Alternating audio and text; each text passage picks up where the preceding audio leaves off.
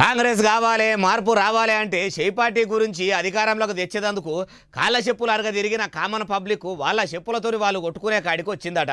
అగో కాంగ్రెస్ సర్కార్ను అధికారంలోకి తెచ్చేందుకు కాళ్ళ చెప్పులు అరిగేటట్టు తిరిగిన సామాన్య ప్రజలు వాళ్ళ చెప్పులతో వాళ్ళు కొట్టుకునేదే బాలన్న అంటారా చూడండి. కాంగ్రెస్ కోటే నేనే తిరిగినా, నేను కాంగ్రెస్కి వేసినందుకు నా చెప్తా నేనే కొట్టుకుంటాను.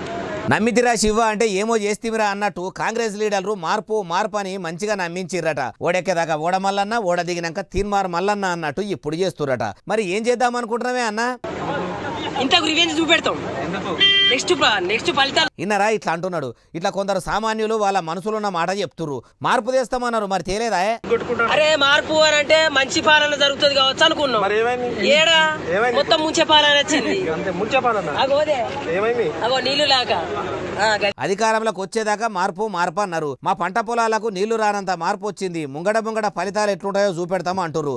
ఆ ఫలితాలు కూడా ఎట్లుంటాయో ముంగడ తెలుస్తాయి అంటుర్రు ఈ ముచ్చటిన్నోళ్ళు.